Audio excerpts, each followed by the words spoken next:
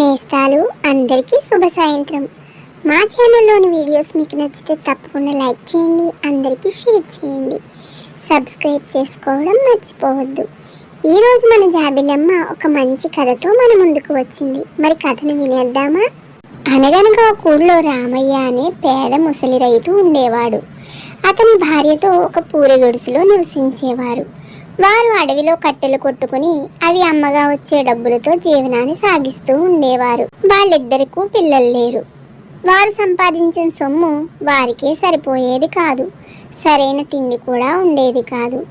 ఒకరోజు యథావిధిగా రామయ్య కట్టెలు కొట్టుకోవడానికి అడవికి వెళ్ళి కట్టెలు కొట్టుకుని తిరిగి వస్తూ ఉండగా అలసటగా అనిపించి ఒక పెద్ద మర్రి చెట్టు కింద ఆగుతాడు. అక్కడే ఒక చిన్న చెరువు కనిపిస్తుంది.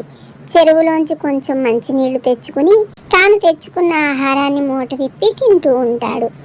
రామయ్య అలా ఆహారం తింటూ ఉండగా 3 దెయ్యాలు దెబ్బలాడుకోవడం కనిపిస్తుంది. వాడిని ముందు నేను తింటానని ఆ 3 దెయ్యాలు దెబ్బలాడుకుంటూ ఉంటాయి. రామయ్య ఒక్కసారిగా ఉలిక్కి పడతాడు. అమ్మో, మర్రి చెట్టు కింద దెయ్యాలుంటాయంటారు. ఇప్పుడు వీటిని చూస్తుంటే అదే నిజమనిపిస్తోంది. ఇప్పుడు వీటి బారి నుంచి నేను ఎలా బయటపడాలి అని రామయ్య వణికిపోతూ ఆలోచిస్తాడు. అతనికి వెంటనే ఒక ఆలోచన తట్టింది. రామయ్య వెంటనే ధైర్యం తెచ్చుకుని, హాహా, ఈరోజు నా చేతిలో ఒక దెయ్యమే బలయ్యింది అనుకున్నాను. ఇప్పుడు ఇంకొన్ని దెయ్యాల సువాసనలు కూడా నా ముక్కుకి తాకుతున్నాయి.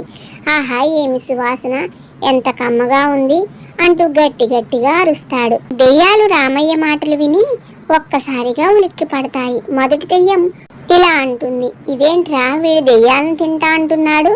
మనం ఎంతమందిని భయపెట్టి చంపేస్తాము, వీడేంటి భయపడకుండా మనల్ని తింటానంటున్నాడు, నిజంగా తినేస్తాడేమో అంటుంది. రెండో దెయ్యం, ఒరే, వాడికి అంత లేదురా అంటుంది. మూడో దెయ్యం, వాడి చేతిలో ఏదో ఉంది, నిజంగా తినేస్తాడేమో అంటుంది.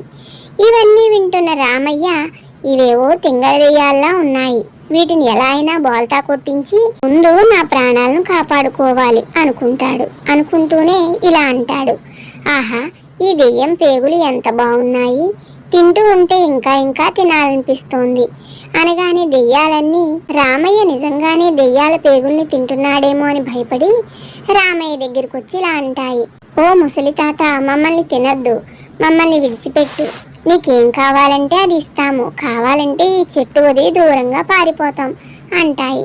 రామయ్య ఇలా అంటాడు, మీరు పారిపోతే మరి నా ఆకలి ఎలా తీరుతుంది, ఇప్పుడు ఎలా అయినా మిమ్మల్ని చంపి తినాల్సిందే అంటాడు. అప్పుడు మొదటి దెయ్యం ఇలా అంటుంది, నీకు 3 వరాలు ఇస్తాము, నీకేం కావాలో కోరుకో అంటుంది. రామయ్య వెంటనే అడిగిందే తడువుగా నాకు ఒక పెద్ద ఇల్లు కావాలి అంటాడు. మొదటి దెయ్యం, ఓ అంతేనా అని మంత్రం చదువుతుంది. రామయ్య, నాకు డబ్బుకి కొరత ఉండకూడదు అంటాడు. రెండో దెయ్యం, ఓహో, నీ కోరిక తీరింది పో అంటుంది. నాకు ఎప్పుడు కావాలంటే అప్పుడు నేను కోరుకున్న ఆహారం వెంటనే రావాలి అంటాడు రామయ్య. మూడో దెయ్యం, ఓస్ అంతేనా అని మంత్రం చదివి, ఇవన్నీ వచ్చేసే ఉంటాయి, ఇక నువ్వు ఇంటికి వెళ్ళిపో అని 3 దెయ్యాలు ఒకేసారి అంటాయి. అంతే, రామయ్య బ్రతుకు జీవుడా అనుకుంటూ అక్కడ నుండి గబగబా ఇంటికి బయలుదేరతాడు. దారిలో ఇలా అనుకుంటాడు, పిచ్చి దెయ్యాలు నేను చెప్పింది నమ్మేశాయి, నేను కోరిన కోరికలు తీరి ఉంటాయో లేదో అనుకుంటూ ఇంటికి వెళ్తూ ఉంటాడు. అక్కడ దెయ్యాలు ఇలా అనుకుంటూ ఉంటాయి, పిచ్చి మానవుడు, మన అంత తెలివి లేదు వాడికి, ఉంటే ఆ కోరికల్లో ఒకటి మనల్ని తినేయాలని కోరుకునేవాడు కదా అనుకుని నవ్వుకుంటాయి. రామయ్య ఇంటికి వెళ్ళేసరికి పూరి గుడిసె ఉన్న ప్రదేశంలో ఒక పెద్ద భవనం ఉంటుంది. ఇంటికి వెళ్ళగానే ఇంటి నిండా బంగారం వస్తువులు ఖరీదైనవన్నీ ఉంటాయి.